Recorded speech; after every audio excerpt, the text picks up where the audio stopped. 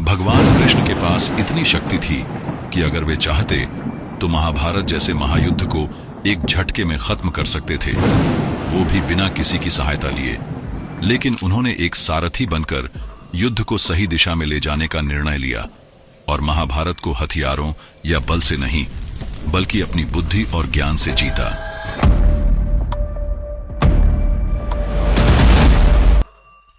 अब आप ही सोचिए, एक ऐसा व्यक्ति जिसके बारे में कहा जाता है कि वे ईश्वर के अवतार थे और जिन्होंने धरती पर जन्म धर्म की स्थापना करने के लिए लिया था, एक ऐसी महाशक्ति जिन्होंने ब्रह्मास्त्र और सुदर्शन चक्र जैसे दिव्य अस्त्रों को अपने नियंत्रण में रखा, जो समय से आगे चलता था, जिसकी बांसुरी से गोपियां मोहित हो उठती थीं, जिसकी एक मुस्कान से युद्ध की पूरी दिशा बदल जाती थी, जिसके विचारों ने काल चक्र को घुमा दिया।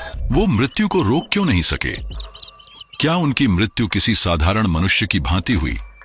क्या उनका शरीर भी समय के नियमों में बंधा हुआ था, या फिर ये कोई रहस्यमयी लीला थी जो समझने के लिए आज भी लाखों लोग गीता और भागवत का सहारा लेते हैं? श्रीमद् भागवत, महाभारत के अंतिम पर्व, हरिवंश पुराण, इन सभी ग्रंथों में श्री कृष्ण के मृत्यु का उल्लेख किया गया है। लेकिन इन सभी ग्रंथों में एक ऐसी रहस्यमयी घटना है जो किसी में नहीं बताई गई है। आखिर क्या है वो घटना? क्या मृत्यु को प्राप्त होना उनकी कोई योजना का हिस्सा था? आखिर क्यों कृष्ण के पुत्र सांभ को ऋषियों से श्राप मिला था कि वो एक लोहे के मूसल को उत्पन्न करेगा जो पूरी द्वारिका नगरी और यदुवंश के नाश का कारण बनेगा? एक शिकारी जिसने दूर में हिरण की परछाई देखी और तीर चला दिया, जिसे पता नहीं था कि वो किस पर तीर चला रहा है। वो तीर श्री कृष्ण के पैर में जाकर लगा। श्री कृष्ण मुस्कुराए और अपना देह त्याग दिया। क्या यह मात्र एक दुर्घटना थी या फिर एक पूर्व नियोजित लीला? क्या वो शिकारी केवल एक पात्र था या ईश्वर के द्वारा चुना गया एक साधन? श्री कृष्ण अपने विराट स्वरूप में विलीन हो गए, क्योंकि श्री कृष्ण कभी मरते नहीं, वे केवल लीला समाप्त करते हैं। तो आज मैं आपको एक ऐसी यात्रा में ले जाता हूं जहां आप श्री कृष्ण के राजा से ईश्वर और कैसे एक ईश्वर ने इस धरती से अपने देह को त्यागा। क्यों गांधारी ने कृष्ण को श्राप दिया था? आखिर क्या था उनका श्राप? ये यात्रा केवल एक कथा नहीं है, ये है मृत्यु के दर्शन, एक कला जो समाप्ति में भी जीवन खोज ले, एक ऐसी कथा जो भगवान को भी मनुष्य बना दे। लेकिन उससे पहले, अगर आप भी मेरी तरह श्री कृष्ण के भक्त हैं तो कमेंट में जय श्री कृष्ण जरूर लिखें, और चैनल पर नए हैं तो वीडियो को लाइक करें, सब्सक्राइब करना न भूलें।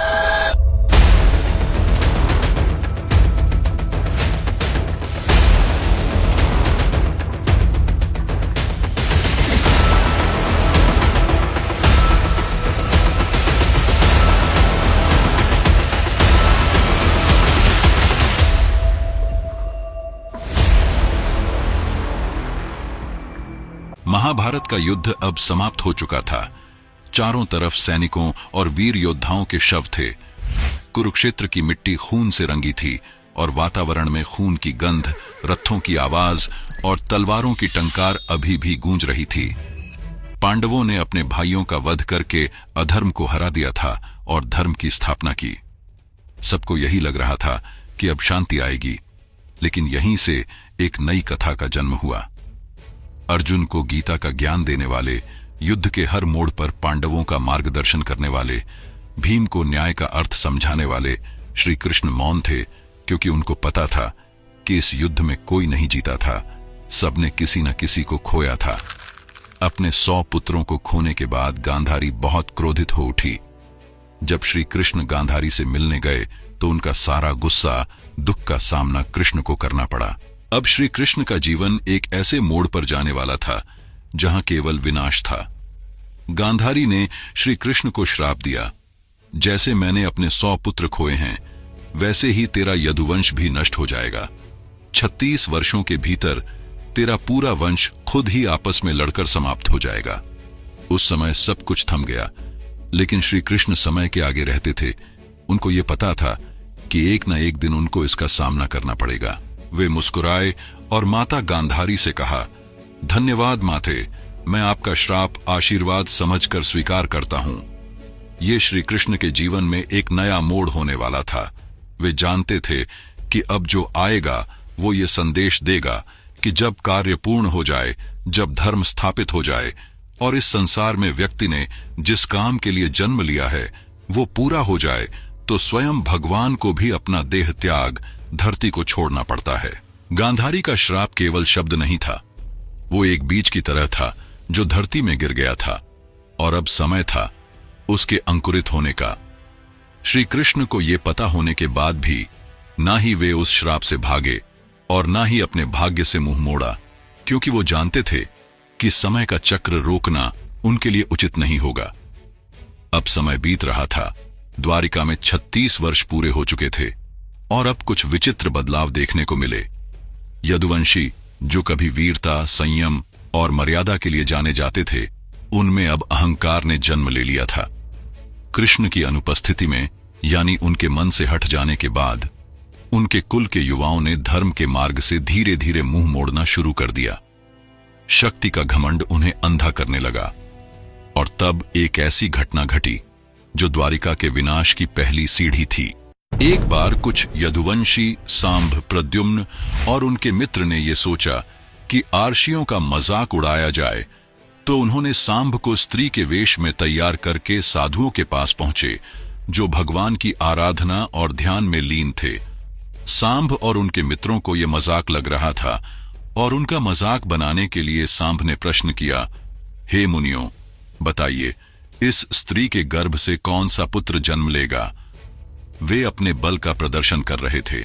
साधुओं से झूठ बोलना, उनका मजाक बनाना, ये उनका अपमान होता है और वे सब ये भूल रहे थे कि साधु महाज्ञानी होते हैं। उनकी दृष्टि केवल शरीर तक सीमित नहीं होती, वे मन एवं भविष्य भी पढ़ सकते हैं। और तभी उस अपमानित मन से साधुओं ने क्रोध में श्राप दिया, यह नारी वेश में जो व्यक्ति है वह एक लोहे की मूसल को जन्म देगा और वही मूसल बनेगा तुम्हारे वंश के विनाश का कारण। समय बीतता गया और वो घड़ी आई जब सचमुच सांभ के पेट से एक भारी लोहे का मूसल निकला। यदुवंश के लोगों ने देखा और घबरा हो उठे। उग्रसेन, जो वहां के राजा थे, उन्होंने ये आदेश दिया कि उस मूसल को पीसकर चूर चूर करके नदी में बहा दिया जाए ताकि उसका प्रभाव खत्म हो जाए। लेकिन साधुओं का श्राप कभी व्यर्थ नहीं जाता। मूसल के छोटे छोटे कण समुद्र में विलीन नहीं हुए। समय बीतता गया और उसी बुरादे से समुद्र तट की घास उग आई, नुकीली, तीखी, कठोर, जैसे अग्नि के लिए तैयार हो। श्री कृष्ण सब देख रहे थे। उन्हें सब पता था कि जो यदुवंशी कुल सबसे शक्तिशाली माना जाता था, वो अब घमंड, अहंकार की राह पर है और उसी घमंड में जलकर सबको राख कर देगा। और जब मूसल तैयार हो चुका था, चाहे वो लोहे की छड़ हो या शब्दों की तीखी धार, तब कोई रोक नहीं सकता। अब केवल उस दिन का इंतजार था जब भाई भाई एक दूसरे के दुश्मन बन जाएंगे, एक दूसरे के खून के प्यासे हो जाएंगे और श्री कृष्ण कुछ नहीं कर पाएंगे।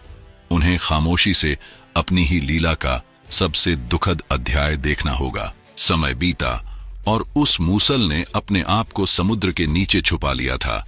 सबको लग रहा था कि खतरा टल गया, लेकिन उनकी बर्बादी का हथियार धीरे धीरे तैयार हो रहा था। जैसे कोई नदी के ऊपर से देखे तो उसे सब शांत लगे, लेकिन अंदर उसका बहाव भयंकर हो रहा हो। द्वारिका अब भी अपनी भव्यता में चमक रही थी। यदुवंशियों के ऊपर शक्ति, वैभव और घमंड का ऐसा बादल मंडरा रहा था कि वे अपने ही कुल की मर्यादा भूल चुके थे। एक दिन बहुत बड़े उत्सव की तैयारी समुद्र के तट पर की गई, जहां सभी पुरुषों को बुलाया गया। सांभ, प्रद्युम्न, अनिरुद्ध और बहुत से वीर, सब शाही चल रहा था। फिर शुरू हुआ मदिरा सेवन। हर कोई मदिरा को पानी की तरह पिए जा रहा था। किसी की भी चेतना उनके वश में नहीं थी। धीरे धीरे सब एक दूसरे की बुराई करने लगे। किसी ने किसी के राज खोले, किसी ने किसी की पत्नी का अपमान किया और यही शब्द अब हथियार बन चुके थे। हर कोई एक दूसरे का अपमान करने लगा था। तभी एक व्यक्ति ने कठोर मूसल, नुकीली जैसी समुद्र के किनारे वाली घास को उखाड़ा और हमला करना शुरू किया। देखते ही देखते सभी के हाथों में वो हथियार बनकर एक युद्ध में बदल गया, जहां एक भाई ही दूसरे भाई को मार रहा था। श्री कृष्ण शांत खड़े थे और सब देख रहे थे। ये वही श्राप था जिसने सभी यदुवंशी की जान ली, और जैसे ही आखिरी यदुवंशी भी गिर पड़ा, समुद्र के किनारे की रेत खून से लाल हो गई, और उन सब में केवल एक व्यक्ति बचा था, जो स्वयं श्री कृष्ण थे। श्री कृष्ण ना ही दुखी थे और ना ही उन्होंने आंसू बहाए। उनके मन में बस एक गहरी शांति थी। वे जानते थे कि ये होना ही था। गांधारी का श्राप पूरा हो रहा था।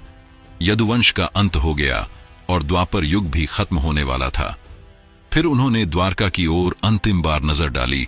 वह स्वर्णमयी नगरी, जो कभी देवताओं जैसी लगती थी, अब विनाश की कगार पर थी। उन्होंने बलराम, जो उनके बड़े भाई थे, उन्हें समुद्र की ओर जाते देखा, जो शांत और मौन थे। धीरे धीरे वे भी समुद्र में समा गए, जैसे कोई शक्ति जो अपने स्रोत की ओर वापस लौट रही हो। उनके भाई बलराम के साथ द्वारिका जैसी भव्य नगरी भी धीरे धीरे समुद्र में समाने लगी। समुद्र की लहरें धीरे धीरे तेज होने लगीं और महलों को चूर चूर कर दिया, और तभी उन्होंने द्वारिका की ओर अपनी नजर डाली। वे अब द्वारिका को आखिरी बार देख रहे थे। कृष्ण अब अकेले हो चुके थे। उनका भाई चला गया, उनके वंशज चले गए, और उन्हें अब यह पता था कि उनको भी अब धरती से जाना होगा। भगवान कृष्ण के इस धरती पर आने का हर उद्देश्य पूरा हो चुका था। पुत्र, मित्र, मार्गदर्शक, राजा, योगी, सब कुछ। द्वारिका भी डूब गई और वो अकेले हो चुके थे। अब वे केवल तपस्वी की तरह वन में बैठकर ध्यान में लीन हो गए। वन में अंदर जाते जाते वे एक बहुत घने जंगल में पहुंच गए। उन्हें थकान हो रही थी, इसलिए वे पीपल के पेड़ के नीचे शांति से आराम की अवस्था में बैठ गए। कहा जाता है कि उस समय श्री कृष्ण केवल अपने शरीर के जुड़े थे।